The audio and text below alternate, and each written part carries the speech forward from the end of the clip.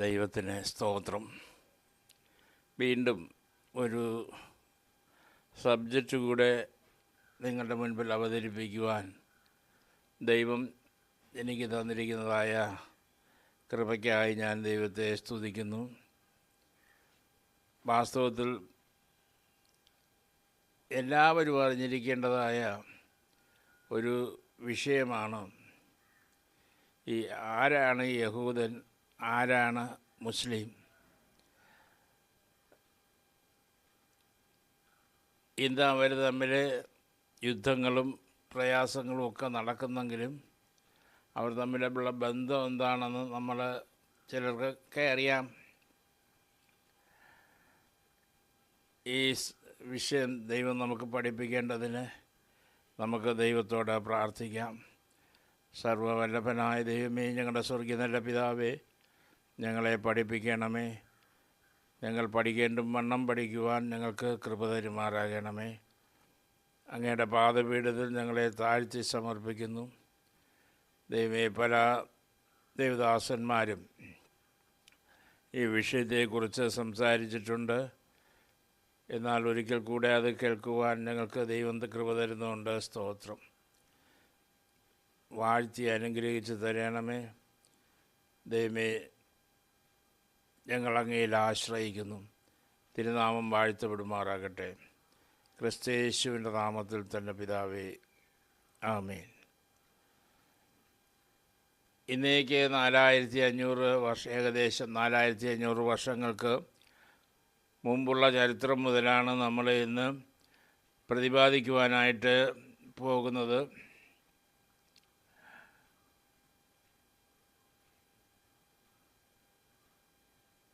Abraham BC 2166 ആണ് ജനിക്കുന്നത്. അതുമുതലാണ്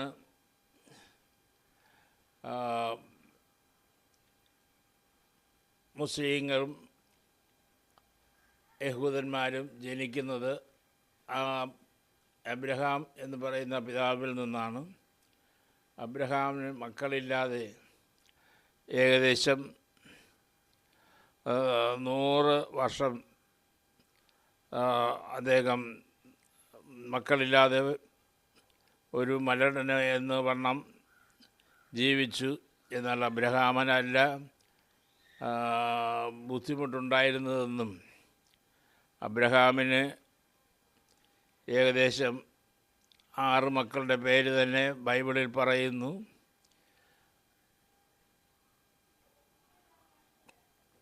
അതുകൊണ്ട് അബ്രഹാം ഒരു മലടനായിരുന്നില്ല. എന്നാൽ സാറ മച്ചിയായിരുന്നു എന്നുള്ളതാണ് യാഥാർത്ഥ്യമായി നമ്മൾ മനസ്സിലാക്കുന്നത്.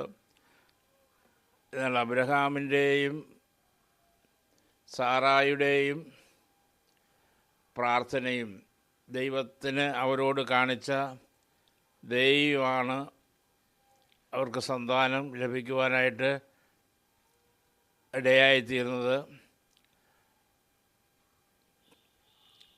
അബ്രഹാം തനിക്ക് ഒരു കുഞ്ഞ് കിട്ടിയാൽ അതിൽ സന്തോഷിക്കുമല്ലോ എന്ന് ദൈവം ചിന്തിച്ചു. അബ്രഹാം യൂഫ്രട്ടീസ് ടൈഗ്രിസ് നദിയുടെ ഡെൽറ്റ പ്രദേശത്ത് താമസിച്ചിരുന്നു. ഈ സ്ഥലം ഏദേൻ എന്ന് പറയുന്ന സ്ഥലത്ത് തന്നെയാണ് എന്ന് വിശ്വസിക്കപ്പെടുന്നു. ഇന്ന് ഏദേൻ നമുക്ക് കാണുവാൻ കഴിയുന്നില്ല. എന്നാൽ യൂഫ്രട്ടീസ് നദിയെ നമുക്ക് കാണുവാൻ കഴിയുന്നു. ഇതിൻ്റെ ഡെൽറ്റ പ്രദേശത്ത് അവർ താമസിച്ചിരിക്കുമ്പോൾ ദൈവത്തിൻ്റെ വിളി കേട്ട് അവിടെ നിന്ന് ഇറങ്ങി തിരിച്ചു കർത്താവിൻ്റെ സേവ ചെയ്യുവാൻ, കർത്താവ് പറയുന്നതനുസരിക്കുവാൻ. മക്കളില്ലാതിരുന്ന അബ്രഹാമിനോട് ദൈവം പറഞ്ഞു, ഞാൻ നിനക്ക് സന്തതികളെ തരും. അതുകൊണ്ട് നീ ഇറങ്ങി ഞാൻ പറയുന്ന ദേശത്തേക്ക് വരിക എന്ന് പറഞ്ഞു. ഇത് അബ്രഹാം വിശ്വസിച്ചു, ദൈവത്തിൽ വിശ്വസിച്ചു. വളരെ കാലം മക്കളില്ലാതിരുന്നിട്ടും ദൈവത്തിൻ്റെ ശബ്ദം കേട്ടപ്പോൾ അബ്രഹാം അതങ്ങനെ തന്നെ വിശ്വസിച്ചു. എനിക്ക് മക്കളെ കിട്ടും എന്ന് അദ്ദേഹം മനസ്സ വാച കർമ്മണ വിശ്വസിച്ചു.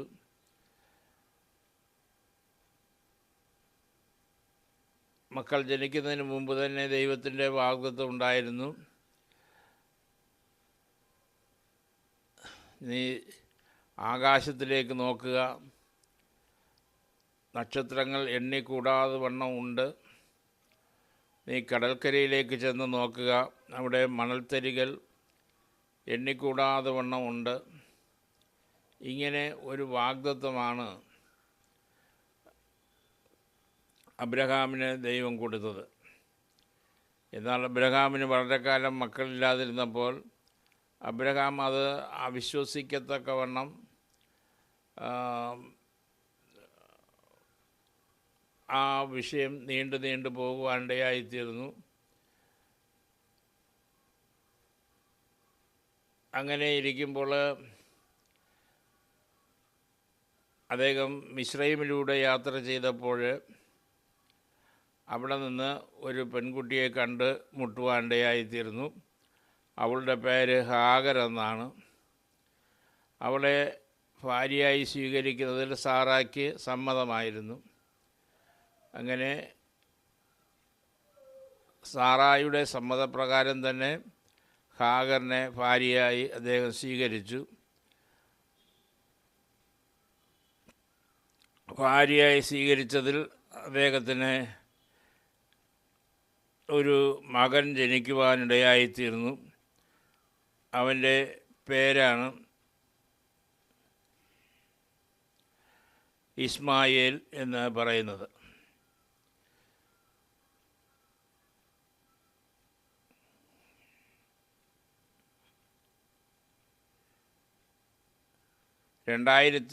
BC 2066 ഇസ്ഹാക്കും അബ്രഹാമിനും ജനിക്കുന്ന ഒരു കുട്ടിയാണ് ഇസ്മായേലിൽ ജനിക്കുന്ന കുട്ടിയാണ്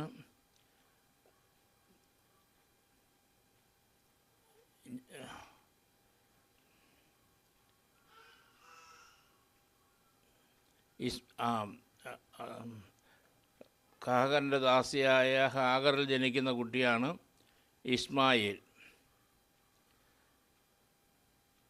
അതിനുശേഷം 15 വർഷം കഴിഞ്ഞതിന് ശേഷമാണ് മറ്റൊരു മകൻ ജനിക്കുന്നത്. അവൻ്റെ പേരാണ് ഇസഹാക്ക്. അപ്പോൾ ആദ്യമൊക്കെ ഹാഗറിനും സാറായ്ക്കും തമ്മിൽ നല്ല ബന്ധമുണ്ടായിരുന്നു. വളരെ ഒരു ദാസിയെപ്പോലെ തന്നെ അവൾ കണക്കാക്കി. എന്നാൽ ഇസ്മായേൽ ജനിച്ചപ്പോൾ ദാസിയുടെ സ്വഭാവം മാറി. അവൾ പറഞ്ഞു, ഞാൻ ഇനി ഒരു ദാസിയല്ല, നിൻ്റെ ഭാര്യയാണ് എന്ന് പറഞ്ഞിരിക്കാം. അങ്ങനെ അവൾ ആ അബ്രഹാമിൻ്റെ മേൽ സ്വാധീനത ചെലുത്തുകയും അബ്രഹാം ചിലപ്പോൾ ഹാഗറിനെ കൂടുതൽ സ്നേഹിക്കുന്നു എന്ന് തോന്നുകയും ചെയ്തിരിക്കാം.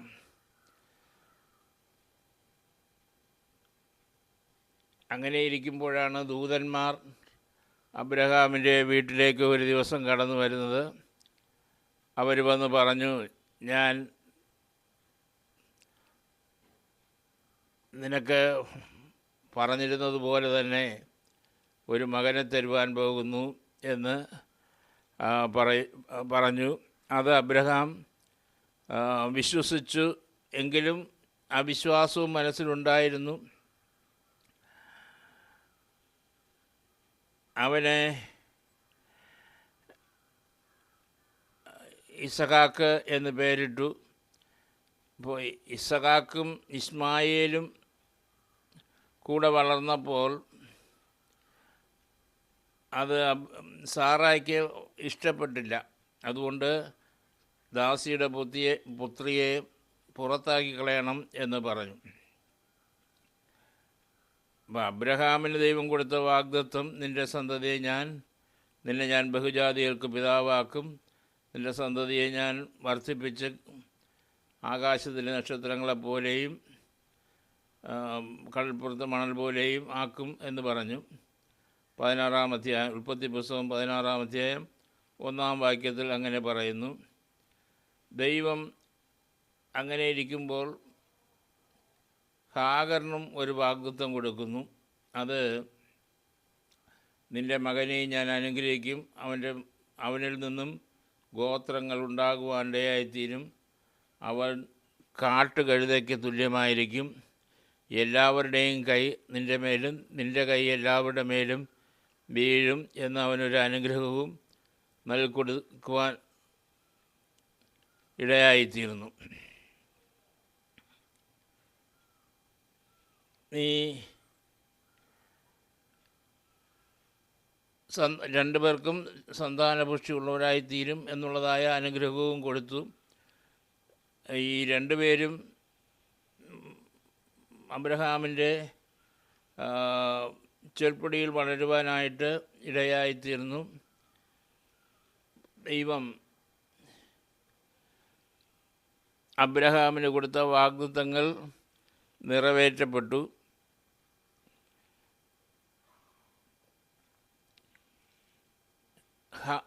ഇസഹാക്കും ഇസ്മായേലും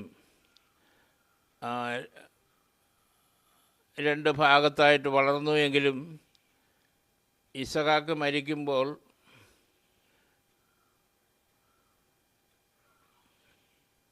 ഇസ്മായേലും കൂടെ ചെന്നാണ് അവനെ അടക്കം ചെയ്യുവാനായിട്ട് ഇടയായിത്തീർന്നത്.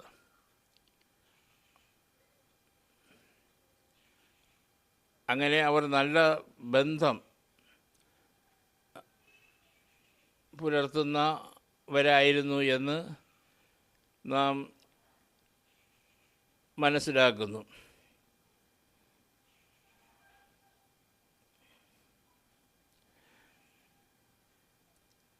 ഉൽപ്പത്തി പുസ്തകം 46-ാം അധ്യായം 27-ാം വാക്യത്തിൽ ഈജിപ്തിലേക്ക്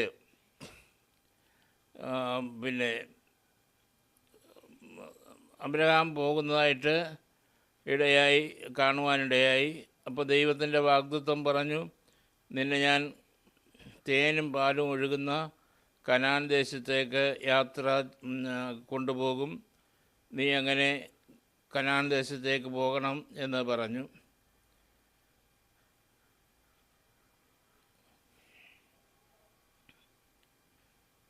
BC 2006 ഏശാവ് ജനിക്കുന്നത്.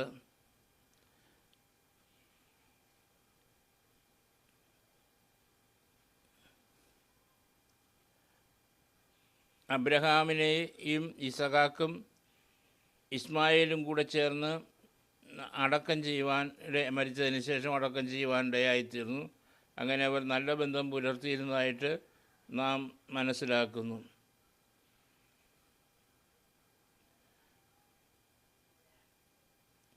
ഇങ്ങനെ ഇസഹാക്കിനും മക്കൾ ജനിച്ചു, ഇസ്മായേലിനും മക്കൾ ജനിക്കുവാനിടയായിത്തീർന്നു. ഇസഹാക്ക് ജനിക്കുന്നത് 2066 BC. കനാൻ നാട്ടിലേക്ക് 2091 അവർ യാത്ര തിരിക്കുന്നത്.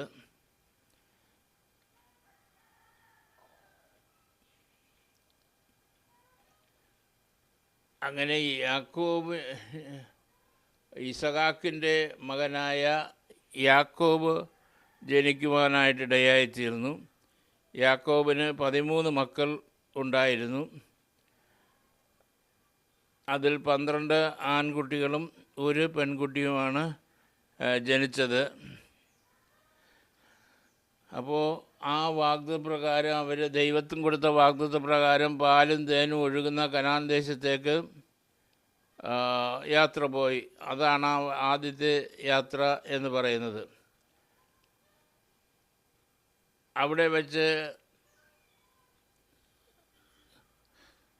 കനാൻ ദേശത്ത് വച്ച് അവിടെ കനാനിൽ ഒരു ക്ഷാമം ഉണ്ടായപ്പോൾ വീണ്ടും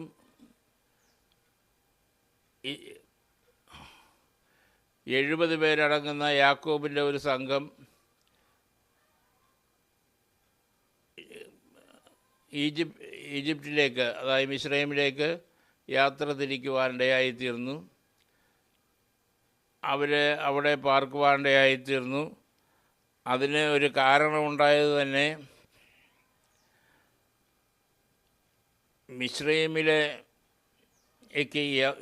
യോസേപ്പിനെ വിൽക്കുവാനായിട്ട് ഇടയായിത്തീർന്നു. ഈ സഹോദരന്മാർ തമ്മിൽ യാക്കോബിൻ്റെ മക്കൾ തമ്മിൽ സ്പർദ്ധ ഉണ്ടാകുകയും യോസേപ്പിനെ കൂടുതൽ യാക്കോബ് സ്നേഹിക്കുന്നു എന്നുള്ള രീതിയിൽ യോസേപ്പിനെ അവർ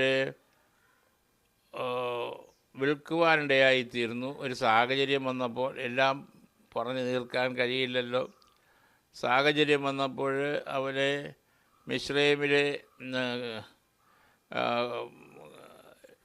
പൊത്തിഫോറിൻ്റെ കസ്റ്റഡിയിൽ വിൽക്കുവാനിടയായിത്തീർന്നു. അങ്ങനെ യോസേപ്പ് പൊത്തിഫോറിൻ്റെ വീട്ടിൽ വസിക്കുമ്പോൾ അവിടെയും ചില പ്രയാസങ്ങളുണ്ടായി. പൊത്തിഫോറിൻ്റെ ഭാര്യ ഒരു ദിവസം യോസേപ്പ് നല്ല സുമുഖനായിരുന്നു, അദ്ദേഹം ഒരു ദൃഢഗാത്രനായിരുന്നു. ഇത് കണ്ട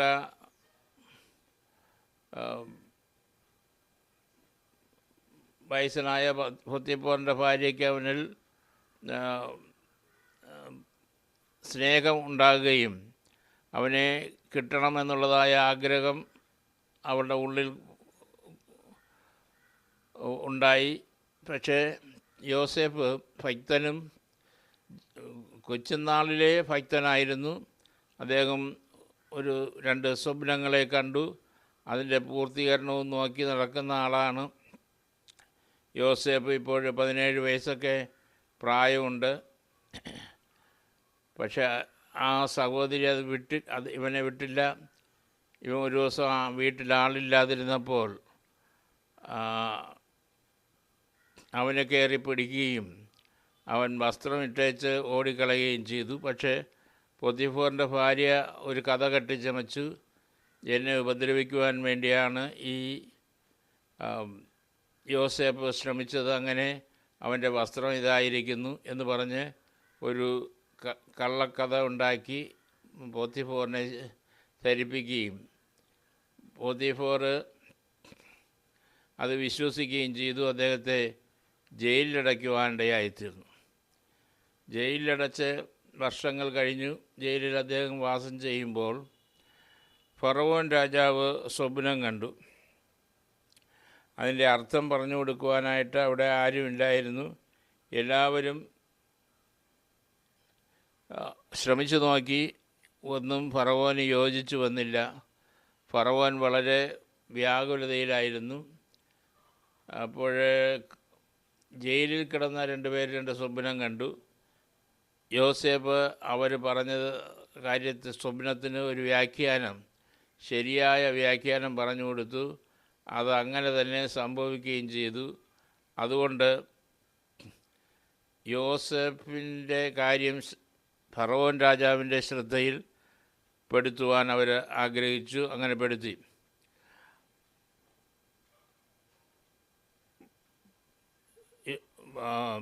ഫറവോൻ കണ്ട സ്വപ്നം യോസേപ്പിനോട് പറയുകയും യോസേപ്പ് ദൈവിക ബുദ്ധിയിലും ശക്തിയിലും, നമ്മൾ കഴിഞ്ഞ ദിവസങ്ങളിൽ ചിന്തിച്ചതുപോലെ തന്നെ യഹൂദന്മാർ പ്രത്യേകിച്ചും ബുദ്ധി സാമർഥ്യത്തിൽ വളരെയധികം മിടുക്കന്മാരായിരുന്നു.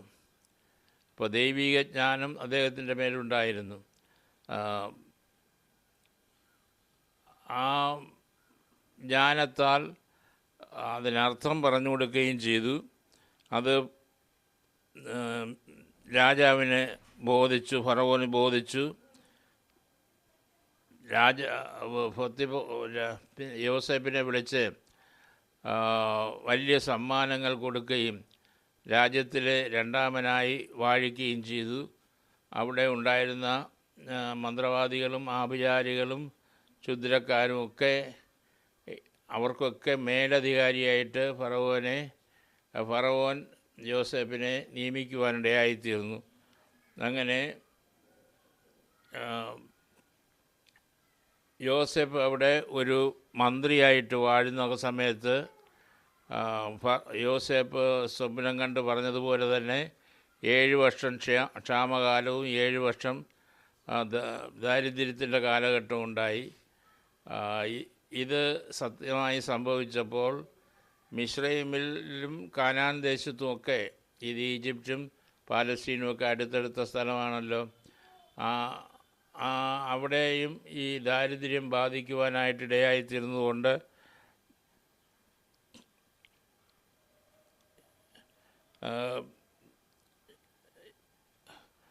പാലസ്തീനിൽ നിന്നും യാക്കോബിൻ്റെ മക്കളും അത് കേട്ടു സാധനങ്ങൾ വാങ്ങാനായിട്ട് മിസ്രൈമിലേക്ക് വന്നു.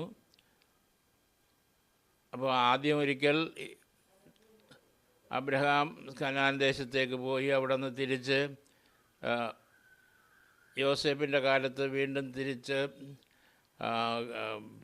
മിസ്രൈമിലേക്ക് വന്നു. അവിടെ അവർ താമസിച്ചു. അപ്പോൾ ദൈവം ഒരിക്കൽ അബ്രഹാമിനോട് പറഞ്ഞു, നിൻ്റെ സന്തതി നീ 400 സംവത്സരം നിനക്ക് മക്കളുണ്ടാകുമോ എന്ന് നീ സംശയിച്ചതുകൊണ്ട് നിൻ്റെ സന്തതി മിസ്രൈമിൽ 400 വർഷം അടിമകളായി താമസിക്കേണ്ടി വരും എന്ന് പറഞ്ഞു. അതങ്ങനെ തന്നെ സംഭവിക്കാനുള്ളതായ മുഖാന്തിരം യോസേപ്പിലൂടെ ഉണ്ടായി. BC 1406 കനാൻ നാട്ടിലേക്ക് അവരെത്തുകയും അവിടെ പാർക്കുകയും ചെയ്തു.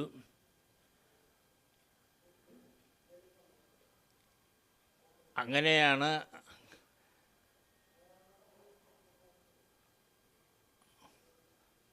അവരവിടെ പാർക്കുകയും അവിടെ പാർത്തുകൊണ്ടിരിക്കുമ്പോൾ ഇത് വളരെ സങ്കീർണമായ ഒരു സബ്ജക്റ്റാണല്ലോ. അവർ പാർക്കുകയും ചെയ്തുകൊണ്ടിരിക്കുമ്പോൾ തന്നെ ഫറവോനെ യോസേഫിനെ അറിയാത്ത രാജാക്കന്മാർ അവിടെ എഴുന്നേൽക്കുവാനിടയായിത്തീർന്നു. അവിടെ കഠിനവേല അവരെ കൊണ്ട് ചെയ്യിപ്പിച്ചു. അങ്ങനെ അവർ കഠിനവേല ചെയ്യുവാനിടയായിത്തീർന്നു. ഇഷ്ടിക ഉണ്ടാക്കുന്ന ജോലിയായിരുന്നു അവർക്ക് കൊടുത്തത്. അവരത് ചെയ്താലും ഫറവോന് ഇഷ്ടം ഇല്ലായിരുന്നു, തൃപ്തിയായി ഇരുന്നില്ല.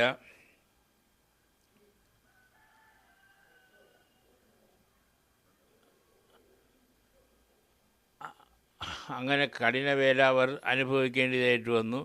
ആ കാലഘട്ടത്തിൽ ദൈവം മോശെ എന്ന് പറയുന്നതായ ഒരു മനുഷ്യനെ ജനിപ്പിച്ചു. BC 1526 അദ്ദേഹം ജനിക്കുന്നത്.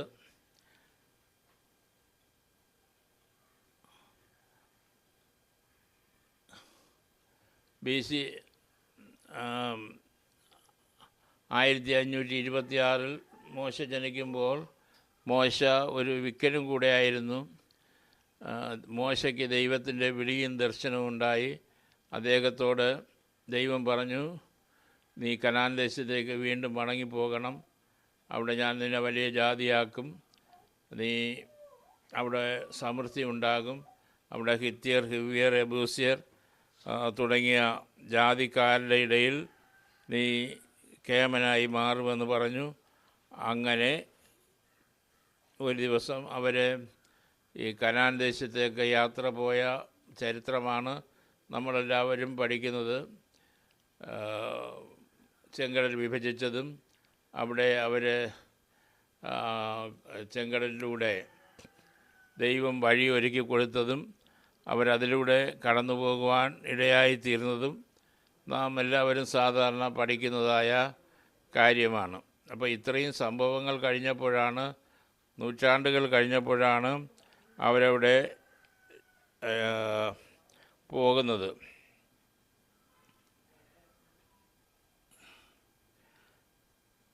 അങ്ങനെ കനാനിൽ പാർക്കുന്ന കാലഘട്ടത്തിൽ അബ്രഹാം ഒരിക്കൽ മകനെ യാഗം കഴിക്കുവാൻ ദൈവത്തിൻ്റെ നിയോഗമുണ്ടായി. അദ്ദേഹം യാഗം കഴിക്കുവാനായിട്ട് മോറിയ മലയിലേക്ക് മകനെയും കൂട്ടിക്കൊണ്ടുപോയ അതേ സ്ഥലം തന്നെയാണ് ജെറൂസലേം സ്ഥിതി ചെയ്യുന്ന. ജെറൂസലേം അതായത് ആ പള്ളി സ്ഥിതി ചെയ്യുന്ന അതേ സ്ഥലത്താണ്, ജെറൂസലേമിലാണ് അവർ പള്ളിപ്പണി ചെയ്തിരിക്കുന്നത്. ഇപ്പോൾ അത് ആ സ്ഥാനത്ത് ഒരു മുസ്ലിം ദേവാലയമാണ് ഡോം റോക്ക് എന്ന് പറയുന്നതായ ഒരു മുസ്ലിം പള്ളിയാണ് സ്ഥിതി ചെയ്തുകൊണ്ടിരിക്കുന്നത്. അതിന് കാരണവും നമ്മൾ വിവരിച്ചാൽ ധാരാളം സംഭവങ്ങൾ ഇതിനിടയിൽ നടക്കുവാനിടയായിത്തീർന്നു. ശമൂവേലിൻ്റെ കാലഘട്ടത്ത് നമുക്ക് രാജാവിനെ വേണമെന്ന് ജനം ആവശ്യപ്പെടുകയും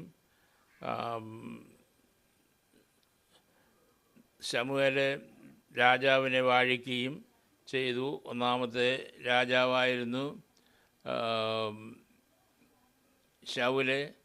അത് കഴിഞ്ഞ് രണ്ടാമനായി ദാവീദ് രാജാവായിട്ട് ദൈവം അവനെ അഭിഷേകം ചെയ്തു. ഒന്നാമത്തെ ശൗൽ അനുസരണക്കേടുകാരനും തന്നിഷ്ടക്കാരനുമായതുകൊണ്ട് ആ രാജസ്ഥാനത്ത് തുടരുവാൻ കഴിഞ്ഞില്ല.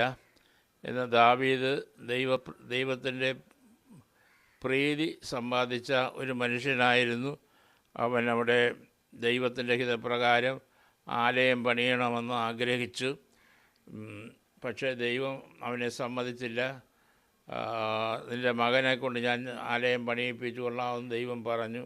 അങ്ങനെ ആലയം BC 975 ശലോമോൻ രാജാവ് പണിതതായ ആലയമാണ് നിലനിൽക്കുവാനിടയായിത്തീർന്നത്. അതിൻ്റെ പണിക്ക് ഇന്ന് ആളുകൾ പല അഭിപ്രായമുണ്ടെങ്കിലും 350 ടൺ സ്വർണവും അതിന് തക്ക വെള്ളിയും അതിന് തക്കതായ ഇരുമ്പും ഒക്കെ കൊണ്ടാണ് ആ ജെറുസലേം ദേവാലയം അന്ന് ശലോമോൻ രാജാവ് പണി കഴിപ്പിച്ചത്. എന്ന് പറഞ്ഞാൽ വിലമതിക്കുവാനൊക്കാത്ത ഒരു സൗധം. അതിന് 90 അടി നീളവും 30 അടി വീതിയും 180 അടി പൊക്കവും ഉള്ളതായ ഒരു സൗധമായിരുന്നു. 2 ലക്ഷം തൊഴിലാളികളെ കൊണ്ട് 7 വർഷം പണിതപ്പോഴാണ് ആ ആലയം പണിയുവാനിടയായിത്തീർന്നത്. അതിൻ്റെ ഭീമാകാരമായ കല്ലുകൾ ഇന്നും ജെറുസലേമിൻ്റെ പടിഞ്ഞാറെ മതിലിൽ കാണുവാനായിട്ട് കഴിയും. അവിടുത്തെ സാധാരണക്കാർ പണിതതായ ഒരു കോട്ടയായിരുന്നു അത് മാത്രം നിലനിൽക്കുന്നു. മറ്റതെല്ലാം നെബൂഖദ്നേസർ രാജാവും 8 പ്രാവശ്യം യേശു ജനിക്കുന്നതിന് 8 മുമ്പ് 8 പ്രാവശ്യം ആലയം ഇടിച്ച് നിരത്തപ്പെട്ടു. ടീത്തോസ് കൈസർ അതിനെ യന്ത്രക്കലപ്പ കൊണ്ട് അതിൻ്റെ അടിസ്ഥാനം വരെ തോണ്ടിക്കളഞ്ഞു. കാര്യം അവിടെയും സ്വർണം ഉണ്ടാകുമെന്ന് അദ്ദേഹം വിചാരിച്ചു. പക്ഷേ അതൊന്നുമില്ലായിരുന്നു. അങ്ങനെ സംഭവബഹുലവും ഭയങ്കരവുമായ ഒരു കാലഘട്ടമായിരുന്നു അത്.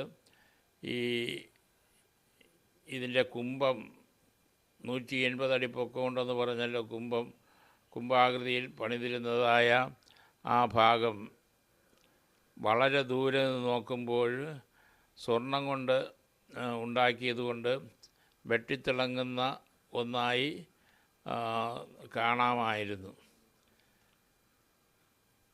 പിന്നെ രാജാക്കന്മാരുടെ ഭരണകാലത്ത് യഹോയാക്കീമിൻ്റെ കാലം മുതൽ ഇസ്രായേൽ രാജ്യം നഷ്ടപ്പെട്ടു. BC 614 യഹോയാക്കീം രാജ്യം നഷ്ടപ്പെടുകയും AD 1500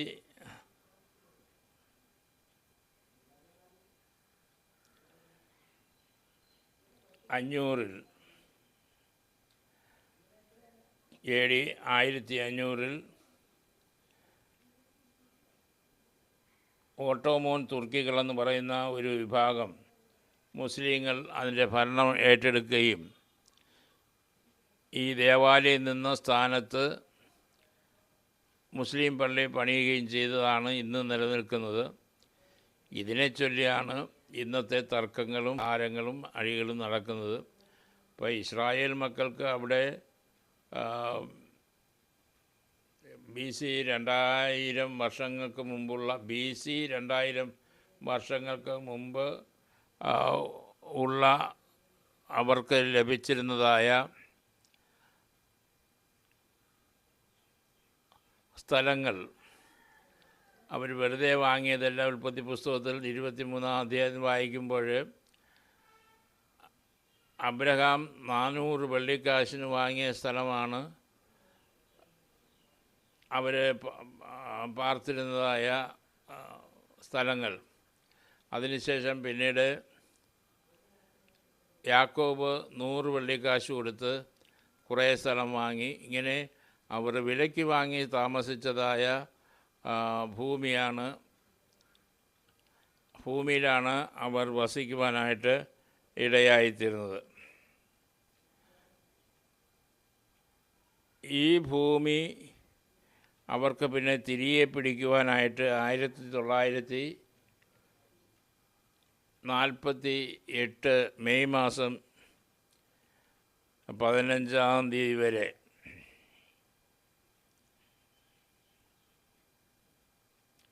മെയ് മാസം 14-ാം തീയതി വരെ, അതായത് അവരുടെ രാജ്യം നഷ്ടപ്പെട്ട് 2562 വർഷം കഴിഞ്ഞതിന് ശേഷമാണ് അവർക്ക് സ്വന്തമായ രാജ്യം ലഭിക്കുവാനിടയായിത്തീരുന്നത്.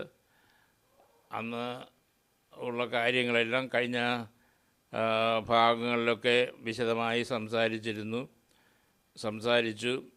ഇനിയും അതിലേക്ക് കടന്നു പോകുന്നില്ല. ഇസ്രായേലിന് അവിടെ കാലുകുത്തുവാൻ സ്ഥലം കൊടുക്കുകയില്ല എന്ന്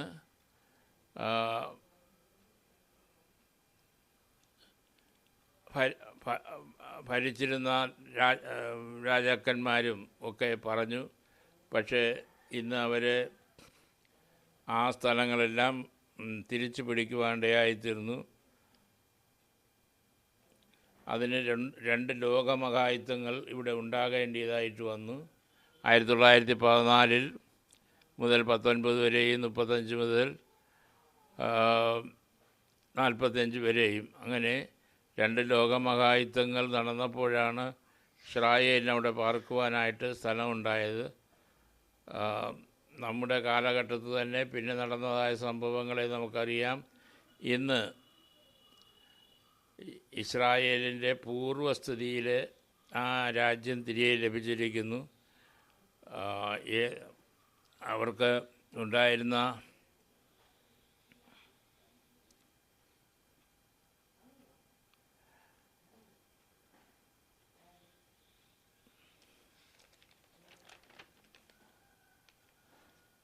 സ്ഥലങ്ങൾ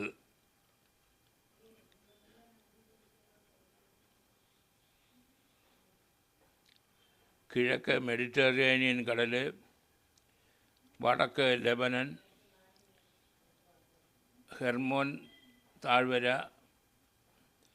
തെക്ക് അറേബ്യ ചാവുകടൽ, അർണോൺ നദി, പടിഞ്ഞാറ് സിറിയ, അമ്മോൻ, മോവാബ്. ഇത്രയും വിശാലമായ സ്ഥലമാണ് ഇസ്രായേൽ മക്കൾക്കുണ്ടായിരുന്നത്. അത്രയും സ്ഥലം ഇപ്പോൾ ട്രംപിൻ്റെ നേതൃത്വത്തിൽ പിടിച്ചെടുക്കുവാനായിട്ട്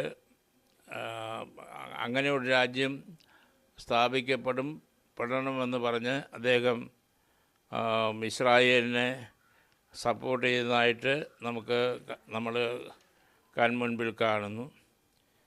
സ്തോത്രം. ഇനി മുസ്ലിങ്ങളെക്കുറിച്ച് പറഞ്ഞാൽ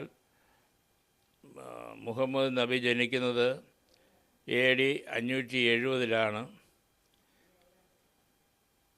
അതായത് യേശു ജനിച്ചതിന് ശേഷം ഏകദേശം 570 വർഷം കഴിഞ്ഞതിന് ശേഷമാണ് മുഹമ്മദ് നബി ജനിക്കുന്നതും ഒരു മതം ഉണ്ടാക്കുന്നതും. ഈ മതം ആചാരം കൊണ്ടും വിശ്വാസം കൊണ്ടും ക്രിസ്തീയ വിശ്വാസത്തിന് വിരുദ്ധമായിട്ടാണ് നിലനിൽക്കുന്നത്. യേശു പഠിപ്പിച്ചത് സ്നേഹം കൊണ്ട് സകലം കീഴടക്കുവാൻ പറഞ്ഞു. എന്നാൽ മുസ്ലിങ്ങൾ അങ്ങനെയല്ല ചെയ്യുന്നത്. അവർക്ക് കൊല്ലുക, വെട്ടുക, അറുക്കുക, മുടിക്കുക, അവർക്കെതിരെ വരുന്ന ഏതിനെയും നേരിടുവാനായിട്ട് അവർ എപ്പോഴും സന്നദ്ധരായിട്ട് നിൽക്കുന്നു. അതിനെക്കുറിച്ചുള്ള കൂടുതൽ നമ്മൾ പഠിക്കുകയാണെങ്കിൽ ഇന്നത്തെ കാലഘട്ടത്തിൽ ശ്രീ സെബാസ്റ്റ്യൻ പുന്നക്കലും ശ്രീ E.A. ജബ്ബാറും ജമിത ടീച്ചറുമൊക്കെ അവരുടെ യൂട്യൂബുകളിൽ വളരെ വ്യക്തമായി പറയുന്നത് നമുക്ക് കേൾക്കുവാൻ കഴിയും. ഹാരിഫ് ഹുസൈൻ ഇതിനെക്കുറിച്ച് എഴുതിയിരിക്കുന്നു. ഈ ജോസഫ് സാറിൻ്റെ കൈവിട്ടിയതിന് ശേഷമാണ് പരസ്യമായി തന്നെ ആളുകൾക്ക് ഈ മതത്തെക്കുറിച്ച് പഠിക്കുവാനുള്ളതായ അവസരമുണ്ടായത്.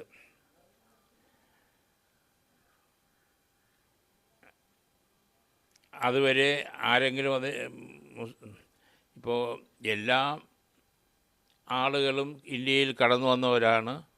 ഇവിടെ പണ്ട് ആദി ദ്രാവിഡർ മാത്രമാണ് താമസിച്ചിരുന്നത്. എന്നാൽ മറ്റുള്ളവരെല്ലാവരും ഹിന്ദുക്കളായാലും മുസ്ലിങ്ങളായാലും ക്രിസ്ത്യാനികളായാലും മറ്റു രാജ്യങ്ങളിൽ നിന്ന് വന്നു പാർക്കുന്നവരാണ്.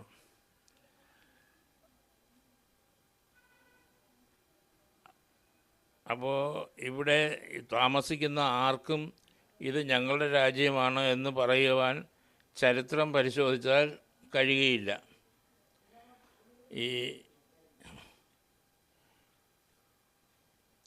ഞാൻ വാക്കുകളെ അവസാനിപ്പിക്കുകയാണ്. മുസ്ലിങ്ങളുടെ ഒരു പ്രബല വിഭാഗമാണ് സുന്നികൾ, മറ്റൊരു വിഭാഗമാണ് സിയാക്കൾ. ഇവർ രണ്ടുപേരും എന്നും അടി തന്നെ, ഇപ്പോഴും അങ്ങനെ തന്നെ.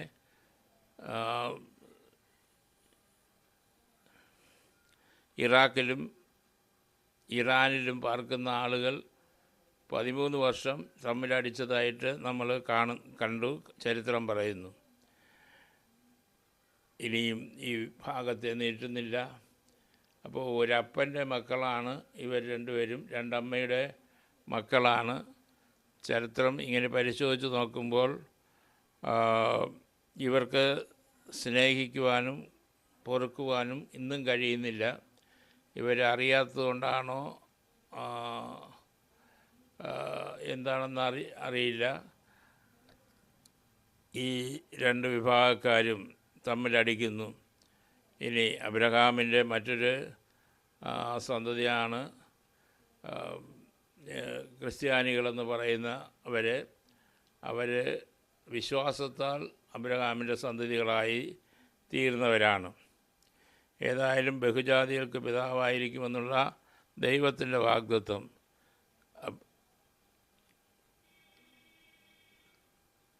അബ്രഹാമിലൂടെ നിറവേറ്റുവാനിടയായിത്തീർന്നു. തുടർന്നും ചരിത്രം നമുക്ക് ദൈവം അനുവദിച്ചാൽ പഠിക്കാവുന്നതാണ്. നമുക്ക് പ്രാർത്ഥിക്കാം. സർവ്വവല്ലഭനായ ദൈവമേ, ഞങ്ങളുടെ സ്വർഗീയ പിതാവേ, ഞങ്ങളെ പഠിപ്പിച്ച വിഷയങ്ങൾക്കായി സ്തോത്രം ചെയ്യുന്നു. കർത്താവിൽ ആശ്രയിച്ച് അങ്ങയുടെ രണ്ടാമത്തെ വരവിന് വേണ്ടി ഞങ്ങൾ ഒരുങ്ങിയിരിപ്പാൻ പരിശുദ്ധാത്മാവ് കൃപ ചെയ്യണമേ. അങ്ങ് വരുവാൻ പോകുന്നതുകൊണ്ട് സ്തോത്രം. ലോകത്തിലെ സംഭവങ്ങൾ അത് വിളിച്ചറിയിക്കുന്നതുകൊണ്ട് സ്തോത്രം ചെയ്യുന്നു. തൃപ്പാദപീഠത്തിൽ സമർപ്പിക്കുന്നു. യേശുവിൻ്റെ നാമത്തിൽ തന്നെ പിതാവേ, ആമേൻ.